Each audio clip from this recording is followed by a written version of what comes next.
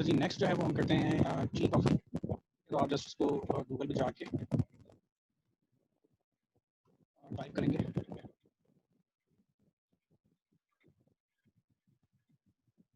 लिखेंगे, ये आपके सामने फ़ौरन से डिस्प्ले कर देगा सर्च विंडो के अंदर।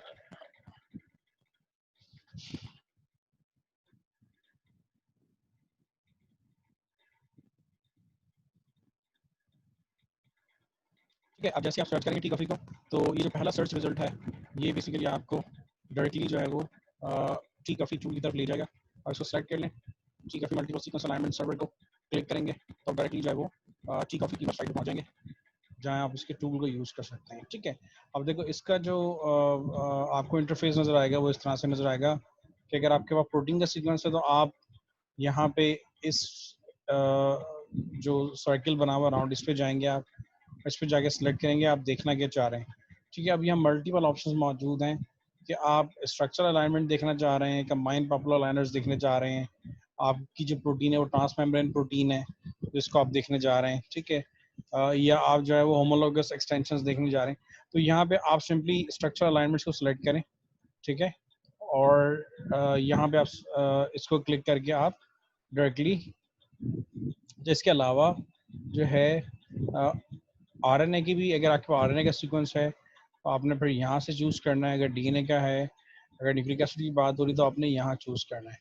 ठीक है, तो हमारे पास जो है वो बेसिकली प्रोटीन का सीक्वेंस है। हम यहाँ स्ट्रक्चरल अलाइनमेंट को सिलेक्ट कर लेते हैं तो हमारे पास ये एक और विंडो खुल जाएगी जिसमें पूछ रहा है कि आप यहाँ पे अपना जो सीक्वेंस है उसको आप क्या करें, सिंपली इसको इनपुट करें।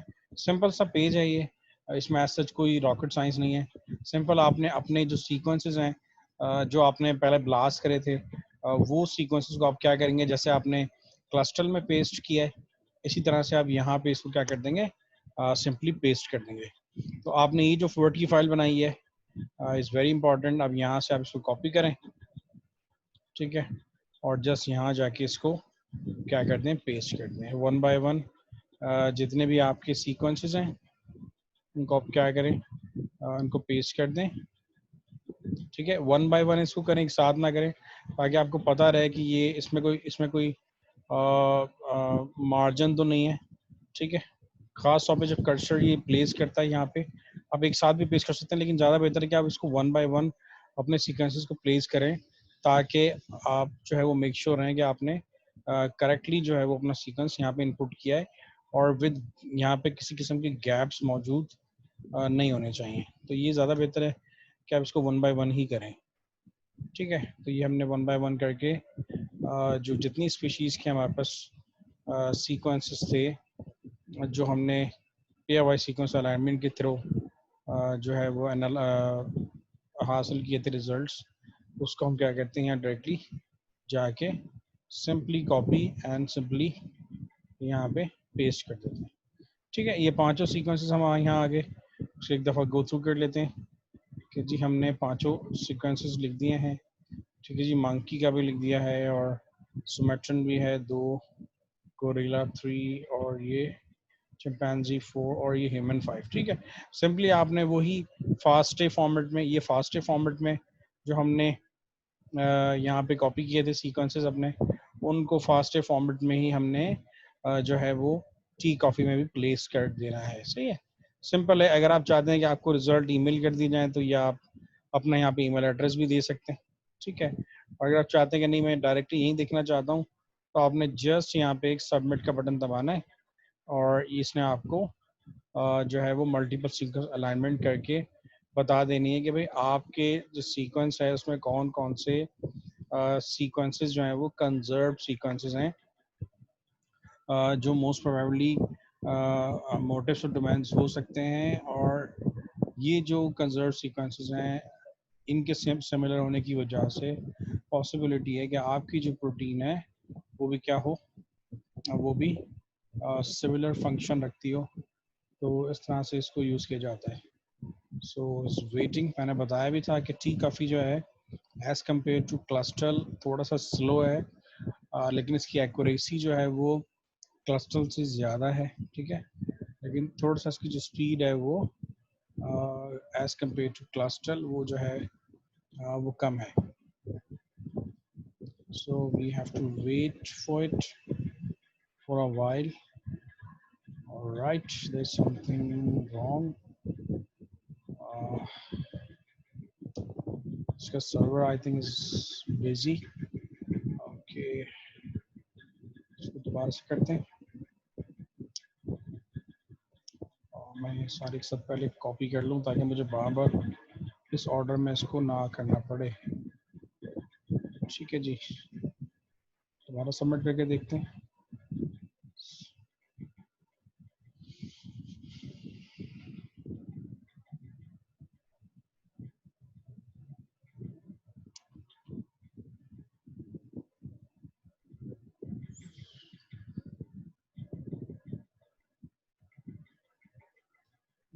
Let me do it again. अगर ये किस तरह से हो जाए. Okay, that's good. It's processing ना.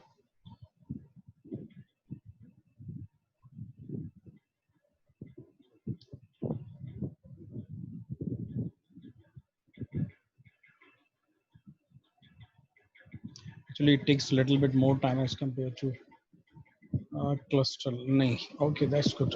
ये रिजल्ट्स आ गए आपके सामने. तो अब देखें ये जो रिजल्ट्स का डिस्प्ले है, अगर आप इसमें देखो तो ये जो रिप्रेजेंटेशन है यहाँ पे स्टैटिक के साथ साथ अगर तुम देखो तो वही रिजल्ट्स का वे है, लेकिन साथ साथ इसने यहाँ पे कलर रिप्रेजेंटेशन भी दी हुई है. यानी कलर भी यहाँ पे मेंशन किए हुए हैं कि किस तरह से जो है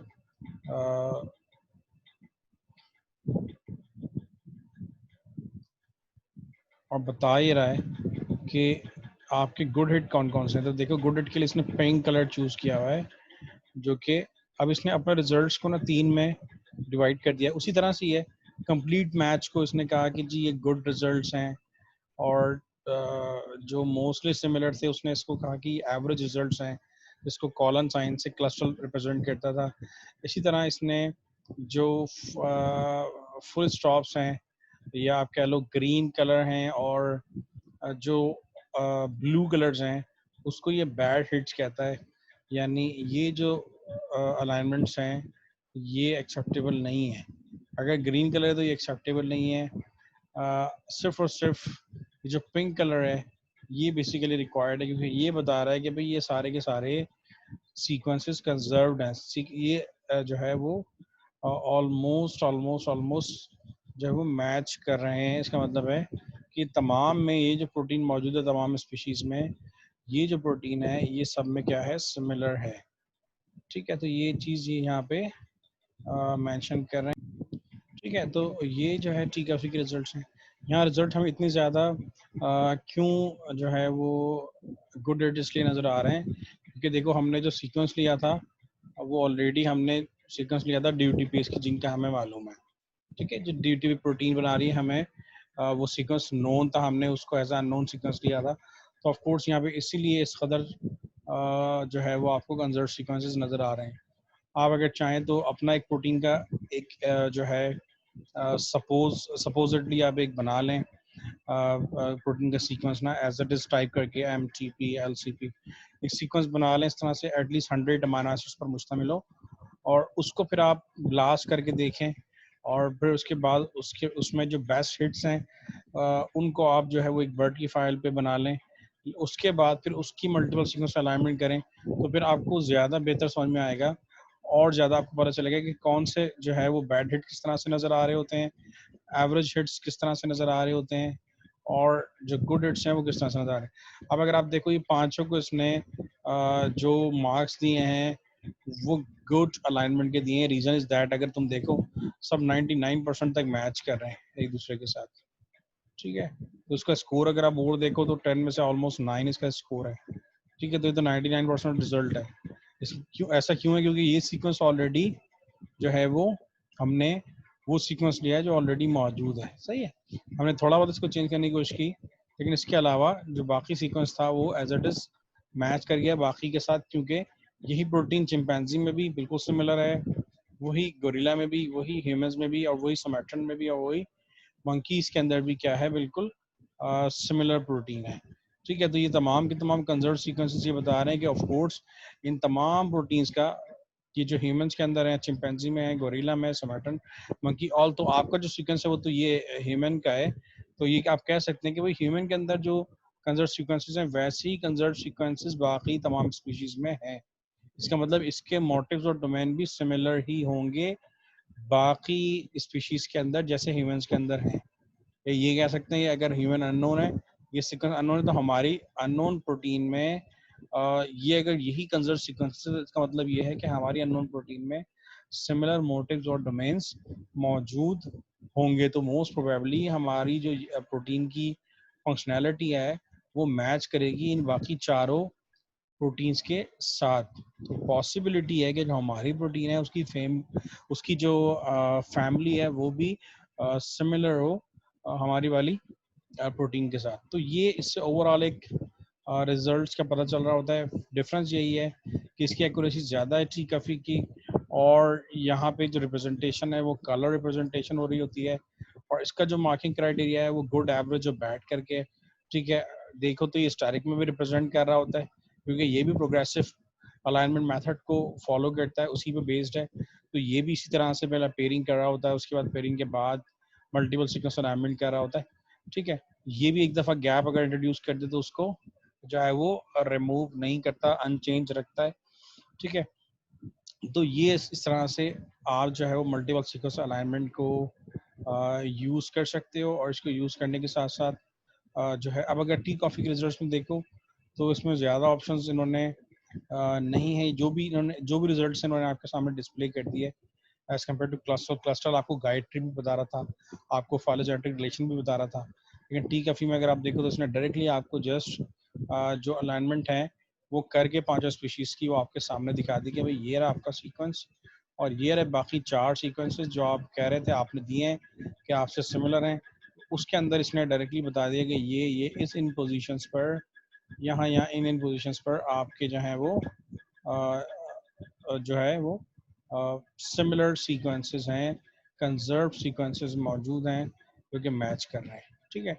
इससे आपको आइडिया हो गया कि आपकी प्रोटीन में कितने कंजर्व सीक्वेंसेस मौजूद हैं, ठीक है। तो इस तरह से जो है हम मल्टीपल सीक्वेंस अलाइनमेंट करते हैं, ये दोनों टूल्स के थ्रू, कॉमनली ये क्लास्टल के थ्रू और टी कॉफ़ी के थ्रू, ठीक है। तो आपने भी इसको जो है वो प्रैक्टिस करना है, ठीक है।